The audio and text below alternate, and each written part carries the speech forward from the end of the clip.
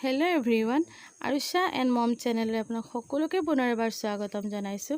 आज मैं লৈ আহিছো बेबीर एटा हेल्दी वेट गेन रेसिपी। এই ৰেচিপিটো আপোনালোকে 4 মাহৰ পৰা আৰম্ভ কৰি এবছৰলৈকে খুৱাব পাৰে। বহুত ভাল হয়, বহুত জলদি বেবীৰ वेट বাঢ়ে। মই মোৰ নিজৰ বেবীক খুৱাইছিলো। তেন্তে বলক আৰম্ভ কৰো। মই এখন কেৰাহীত 3-4 চামুচমান সুজি দি লম। আপোনালোকে চাই থাকক ভিডিওটো গম পাব।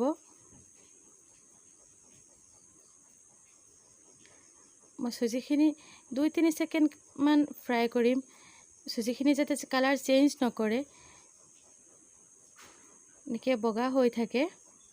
আৰু ইয়াত মই দি আছো পানী গাখীৰ। মই ইয়াত আধা গাখীৰ আৰু আধা পানী মিক্স কৰি লৈছো একেলগে। পুৰা পিওৰ গাখীৰ দিয়া নাই।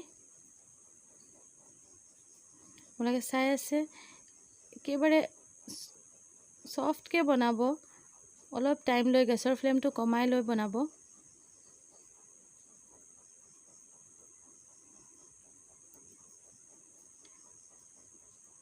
মই চেনি ব্যৱহাৰ নকৰো।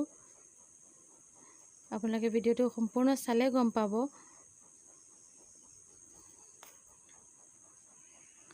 আৰু এয়া হৈ গল বনাই।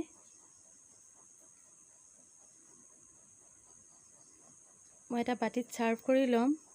সাৰ্ভ কৰি লোৱাৰ পিছত ইয়াত ব্যৱহাৰ কৰিম মৌ। মই জনামতে মৌ একচুয়ালি বনোৱা টাইমত ব্যৱহাৰ কৰিব নালাগে, হেলথৰ কাৰণে ভাল নহয়। যদি আপোনালোকৰ কিবা জনা থাকে এই বিষয়ে তেন্তে মোক কমেন্টত জনাব পাৰে। আৰু এয়া হৈ গল, ইমানখিনি মিঠা হৈ যাব 4-5 মাহৰ বেবীৰ কাৰণে। আৰু এয়া চাওক, আপোনালোকে ট্ৰাই কৰি চাব। বহুত ভাল হয়। আৰু যদি ৰেচিপিটো ভাল পায় তেন্তে please like, comment, share, subscribe কৰিবলৈ নেপাহৰিব। একেবাৰে শেষলৈকে ভিডিওটো চাই থকাৰ বাবে বহুত বহুত ধন্যবাদ।